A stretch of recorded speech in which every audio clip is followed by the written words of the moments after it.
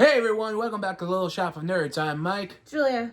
Alright, today's St. Jules. 10-gallon wiener. Yes, today we are going to be talking about the Season 2 of DANDADAN, meaning we're getting back to our review of anime now. And pretty much the second season was a really good hit, I have to say. What do you think? It was great. I laughed a lot. And we actually start seeing some budding feelings between Momo and Okarun. Like, it's more pronounced in this season than it was in the first season. This is definitely, like, kind of like, okay, so, like, I am getting the feeling that she's like a tsundere, which is the, I don't really like you like that, or whatever, and Mike just, squeaked Chewy's toy. So you got that, and now Chewy is squeaking his toy. Sorry. Mike. I didn't know it was there. He told me he puts it anywhere that you don't know. Yeah, he does, and then he just dropped it on the floor. So if you hear squeaking, that's Chewy. And Can't really stop him from wanting to squeak his toy. But she definitely gives off like tsundere vibes. And Okarun gives off those vibes like, okay. I don't think she likes me like that. Or he's too afraid to tell her how he feels because she's pretty unpopular and he's basically a nerd.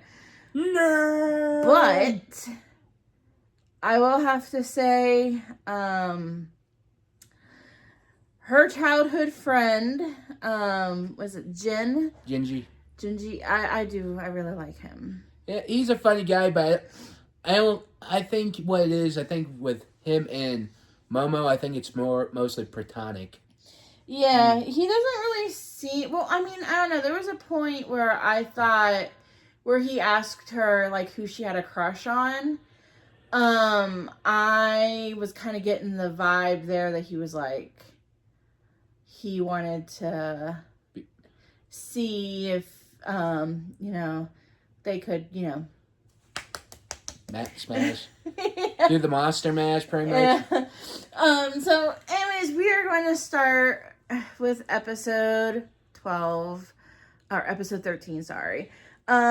Which, if any of you had gone to the movie theater here recently, they were showing the first episode, or the first few episodes, kind of like what they were doing with Demon Slayer, where they were showing like the first, and they're doing it with Jujutsu Kaisen here this month in Japan and next month in the States, or global, where they show like I think with the Jujutsu Kaisen movie that's coming out, they're doing it is all of the clips, or the big clips from Shibuya, and then they're going to show, I think, like the first 2 or 3 episodes of the Culling Games. I don't know if that's something that I'm going to do. I may wait until the Culling Games come out. And of course, we'll have a review for it once the Culling Games comes out. Yep. And we watched it, and it's in dub, because the dub is clearly superior. Don't come at me. Yeah, so we did watch the dub for this one, so we'll just go right into it. So it picks up where they left off at the end of last season, which they were in Jinchi's hometown. Yeah, and the what's the family called again? Like Kitano or something like that. The Kitano family, yes. Yeah, like the sons were attacking Momo in the hot spring, and but I think that was last season though. Well, they did attack her in the hot springs this time. Or that's where like it kind of picked up, is where they were attacking her in the hot spring. Yep. And so like they destroyed the hot springs. She did manage to get away, and she found her grandmother's apprentice, but he didn't realize that was who he was looking for was Momo. He didn't know that was Momo. When she came to him. And it's kind of funny. He's like a monk dressed as a Shinto priest, or not? Yeah, Shinto. Might as well say a Shinto priest. Yeah. Or was a shrine keeper. Yeah. And he says he didn't want to be a shrine keeper. He just wanted to be a YouTuber. Yeah, but they didn't say YouTube. They said like a different it was like VTube or something. I don't know. It's their way of saying McDonald's in an anime. Yeah, and yeah, they say Whack Donald's Yep. in anime. So Yes, you and can't you Yeah. know, they could get sued for using their likeness without consent. yes, and anyways, back on topic. Then we see Genji and Okarun getting trapped by the mother, and just explaining what happened throughout the years. Yeah, because they did find a hole in Jinshi's house, which is basically they did mention that in the last season as well, with the hole, and there was just a bunch of like shrine paper, or not shrine paper, but like sealing paper, I guess. It's basically like a little piece of paper with a seal on it. And that was just like spread out all over the room. And then we find out that there's a big giant fucking worm that lives under the house. Yeah. And and on top of the house was a bunch of other houses there, and I'm like, yeah, because they said that over the years, like they'd have a family move in, and then the family, they would like sacrifice that family to the giant worm, and then they will go, like, then they would destroy the house and rebuild it. And they've been doing that for the last 200 years. Okay, I get what they were doing, but here's the thing. If you look at it with labor and cost and everything, you could have just pushed them in the hole, let the worm eat them, kept the house, and changed it every few years. I mean, you would think, but... I'm just saying, the cost of, like... Well, they're aliens. What do you expect? Aliens are dumb in this series, apparently. I know, right? You gotta think of the cost and everything. You're destroying a home and building a new one, and you're wasting more money. Then again, they have been around for 200 years, so they probably have money to burn. But yet, you can make more money in... I know. In flips. It's just don't, yeah. So anyways, there have been issues where the people that were living in the house were trying to kill themselves. Pretty much, yes. They were trying to unalive themselves. And you even see, like, Okarun and Momo also trying to off themselves. And Jinshi was trying to keep them from, doing it. But then he finds, like, this little kid, because there was this little kid who was, like, stuck in this house. He wanted to go out and play with these kids, but he couldn't for some reason. Like, I guess he couldn't leave the house or something. And we found out the reason why was because he was a sacrifice to the worm a long time ago. And turns out... He was, like, the first, I think. Yep. And you see throughout the years and stuff, what happened. And it was kind of like the first season with that, that mom spirit with her little girl and everything. Mm-hmm. And it's like, I mean, it's his backstory. He turns out that he's called the Evil Eye. Mm-hmm. And, like, his backstory is really sad because all he wanted was somebody to play with him. Yep. And he didn't get that. And, like, so as the years went by and they kept, like, rebuilding the house and destroying it, he would appear in front of the children, and the children could see him, but the parents couldn't, and the parents would end up killing themselves. Yep. So, I don't know if that was, I can't remember if that was, I don't know if that was his influence, or if it was the worm's influence, but they ended up having to fight against the worm. Like, this is all within, like, the first 4 episodes of the season. Yep. Where they're fighting the worm. Jinshi gets taken over by Evil Eye. And they, then the volcano erupts. Because that's why they were sacrificing people, was to keep the volcano from erupting. But then you find out that the sacrifices wasn't keeping the volcano from erupting. It just was dormant, and if any of you know anything about dormant volcanoes, they can like become active at any time and just explode. Yes. Even if they've been dormant forever.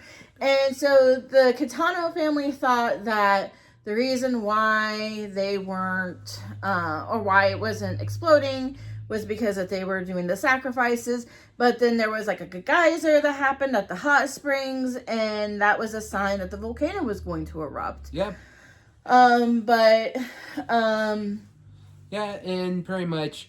Yeah, so they ended up having to use the autonomy guy, who is voiced by Kaiji Tang, to seal Jinchi. Yes, and turns out Okaru, the house gets caught on fire, and Okaru and the Turbo Granny Cat is stuck in some kind of goop, and it like hardened around them and protected them from dying. Yeah, so they survive. Yeah, so they're still alive. And they use the autonomy dummy, you said? To lock. So that was the one that was like, he had like a girlfriend and like another school or whatever. He's voiced by Kaiji Tang, which, you know, Gojo, Jinchi, you know, all that. Yeah, and I love him. And they're trying to figure out how to get Jinji back to normal. And So they were going to do an exorcism on him. And here's what they made when they did bring the exorcism. Yeah. They were dressed like what? They looked like that they were rock stars, like glam rock stars almost. From the 80s. And here's the thing, when they were said like they were asking something, they told him to go, and turns out they were at the right place. Yeah, she told him to like fuck off there. I don't think she said fuck off, but she told him to get off her property. So before that though, there was a scene between Momo and Okarun where they're kind of holding hands, and then Jinchi ruins it. Yep. There was also so we find out that Jinchi can kind of control Evil Eye. Yep. So that was after they had gone to visit his parents. So this kind of gave me Ranma 1/2 vibes. Yep. Except for the fact that Jinchi doesn't turn into a female, he just turns into Evil Eye. Well, actually, if you look at it, the whole thing of DANDADAN is pretty much pop culture reference, especially in Japan. Yeah, and Ranma 1/2 has started, or they did release a new, like a remake of Ranma 1/2. And Rumiko Takahashi is like a very well-known manga artist over in Japan. Yeah, and if y'all remember when they brought in the Exorcist and their equipment, and you see how they're setting it up, if you look how they're setting it up, it's like how Martin McFly is hooking his guitar up to that big electrical amp from Back to the Future. I know you haven't seen it. I haven't seen Back to the Future in like years, like literal years. Maybe we'll do a review in the future, but maybe. But here's the thing, like I was saying, how they were setting it up and turning the amps up. That's the exact same thing they did in Back to the Future in the first part of the movie. Yeah. Okay, so let me get back to the reference. So in Ranma 1/2, if Ranma gets doused, I think with cold water, he turns into a female, or no, he turns into male. But if he gets doused with hot water, he turns into a female. It's something like that. It's one, like, I can't remember if it's hot water or cold water. That gets spilled on Rama, then he just turns into the gender. So it's either hot water, male, cold water, female, or it's reversed. So it's hot water, female. I don't remember. I haven't watched the new series, and it's been a long time since I've watched Rama 1/2. So here it's hot water changes Jinchi back to regular Jinchi. But if it's any type of room temperature or cold liquid, it doesn't even have to be water. It's and even with the hot water, it doesn't have to be hot water. It just has to be something hot. And it turns Jinchi normal. So so if Jinchi gets like cold water, like rain, or soy sauce, there was a scene with the soy sauce, then he will turn into Evil Eye. And if if they do hot water, then he will turn back into Jinchi. Well, So remember, you know how when Jinchi turns into Evil Eye, you know that eyeball in the middle of his head? yeah, Did it look like a vagina to you? a little bit. You see, it's not just me. Which we're gonna see something like that in the Colin games. I'm just saying. When Jujutsu Kaisen comes out, I'm excited for that. I'm like looking at him like, why does it look like a vagina? Mike, why don't you get your mind out of the gutter? I'm just saying. You know where Mike's mind is. So, but yeah, every time he turns into Evil Eye, it's just kind of like really funny because they all just kind of freeze, and then he just like he literally destroyed the house. And then but he also acts like a little kid too. Yeah, so then they try to do the exorcism, and then he asks not to have the exorcism done because he said that he promised Evil Eye that he would be his playmate. Yeah, and so they call off the exorcism. And so then he does kind of like, so then Okarun challenges him because they did this really weird episode where he wanted to get stronger. So him and Ira went to the school. Went to school. Yeah, go ahead. Went to the school, and Turbo Granny played some kind of, what's that thing that... Piano? No, that little thing, like it's like a, on top of the piano, like you hit the dial. Oh, the metronome? Yes. Mm-hmm. And it awoke the greatest musicians of the, like the ghost of Beethoven, and they all had big Funko Pop heads, and I'm like, yeah. And they challenged them and everything, and but they did get faster too, because they were saying that the way that Okarun moved when he was using Turbo Granny's power was slower than how Evil Eye moved. Like Evil Eye, I think could do 4 moves in the span of Okarun's 1 or something like that. And so he does get faster, and then he does go and he does challenge Evil Eye to a match.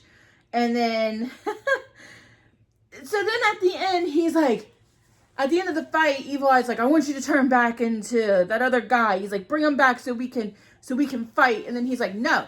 So he's basically so Evil Eye is pretending, is acting like a child. Okarun is treating him like a child. And then he goes, how about this? He goes, once a week, we will have a fight. And then Evil Eye takes off his underwear in front of everybody. And the grandma is just kind of sitting there. She's just like, oh, the 2 girls are like, I don't know. They got their eyes covered. And he's just holding up his underwear. And he's like, I'll give you this. And he's like, and he goes, I will get it back when I have killed you. And so at this point, Jinchi can kind of like control Evil Eye. And Evil Eye, every time after that Evil Eye appears, he keeps his clothes on because for some reason, every time we turn into Evil Eye, all of his clothes would go away except for his underwear. But now he keeps his clothes on and he doesn't like try to kill everybody or anybody. No. Because he's keeping his promise to Okarun. Yes. And they rebuild the house with like these nano blocks, and then we meet this one guy. Yes. Who is a pervert. Well, kind of reminded me a little bit of Mike. Not that perverted. At least I would ask for consent. You know what I mean? Yeah. So this guy wanted to learn how to talk spicy to the girls, and I'm like, well, first he was trying to get, because he keeps seeing Okarun being with Momo and other hot girls, and he's trying to get tips from him. Then, oh, we don't want to forget about Momo's part-time job. She works in a maid cafe. Yeah, and her friends took Okarun. He was like, no. And then so and I'm like, and like he's getting like mad. And he doesn't like it. I'm like, I'm like, and I have to remind myself, I'm not in high school. I'm an adult. Yeah. So Okarun does end up enjoying it. And then he was like, what time you get off? And she's like, 10. He's like, I'll wait here until you get off. And she's like, no, I don't want you to get sick. So then he's like, okay, well, then I'll go home. When she didn't go home, he went somewhere else. But then he did come to get her because him and Ira were staying with Momo at her house to help keep an eye on Jinshi. Yeah, and they were basically, like, taking care of him. So, like, Jinshi got up to go to the bathroom. Okarun got up and he made sure that the water was hot before Jinshi could use it.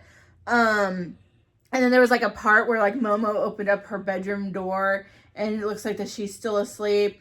And he's like, well, it's okay, we got this. And then you just see her close the door again. So he doesn't eventually, like we said, he does eventually control it. Yes, and then we get to the guy with the pervert guy. I forget his name. I forget his name too. I think didn't like the voice actor of Noisuke voice, or maybe I'm wrong. I don't think Bryce Papenbrook voiced him because he didn't sound like him. Yeah, maybe I'm wrong. I'll look it up later and see, because to me it didn't really sound, because I mean, well, that's the point of voice acting. They change their voices. Yeah, but if you listen to Bryce Papenbrook's actual voice, every character that I have heard that he's done, they sound almost exactly the same. Even his normal voice has that distinct sound to it. Okay, well, maybe it could be some other guy. Now, Zach Agler, who does the voice for Tanjiro, their voices are completely different. Well, like I said. But I'll look it up and see who it actually was when we're done here. Okay, like I say, he's trying to get the ladies. He's not doing so well, and he likes Gundam pretty much. You can see having a modeling kit. And someone heard they found Okarun's ball. And they go... his last golden ball. And they go follow it, and turns out this ball was hooked up to a chimera. No, it was a kaiju. Turns out he was using some kind of visibility tech. No one can see it but the pervy guy. And it grew into a giant, then, looked like Godzilla. Pretty much. It grew into Godzilla, then, they made a Gundam look like a shrine statue, and they used because they used some alien technology on Momo's house, so they used that to turn it into the dirty guy turned into like a Gundam, and... Yeah, and then, first off, it was like this Buddhist-looking statue thing. Then the nerdy guy figured out how to work it and turned it to like a Gundam. And he was like, oh, I finally get to pilot a robot. And I'm sitting here and I'm just thinking, man, why couldn't we have a protagonist like that for Evangelion? A good point, but... Because Shinji would not get the fucking robot. Right. But yeah, so they end up defeating the kaiju. They get the kaiju back to the shrine. They find out that it's like there's like a zipper, so it's like a costume. And they see this alien girl, and this alien girl ends up kissing Okarun, and Momo is now freaking out. And that's the end of the second season. It is definitely worth watching. I would like it. It was more comedy this season. Yeah, and it wasn't as fan servicey either. No, which I'm glad. Because with the first season, there was like a lot of Momo almost getting essayed.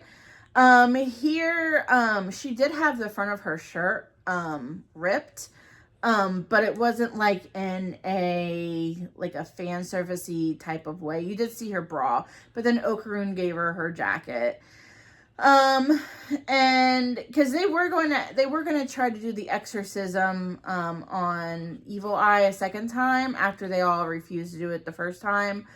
But then, Okarun was able to get him to just calm the fuck down. And so now he doesn't go on a rampage every time that he turns into Evil Eye. He's just like, is it time? And, Yeah. And so it's definitely worth watching. Yeah. If you didn't like the first season, you might like the second season. I would give it a try. I would give it a try too. And yeah. What's our next week's hint? So next week's hint is I think it's you laugh like a normal person. Well, right. Something like that. And we're also might have a little something special too. Yeah. I'm excited to do that. So, if y'all remember the poll, it has something to do with the poll. Yep. So. And we'll do a little vlog on it, and we'll also make a short. We'll make everything posted up, and like I said, like, comment, and if you like DANDADAN, put your favorite character down in the comments. Yeah, mine is I really like Jinshi and Okarun.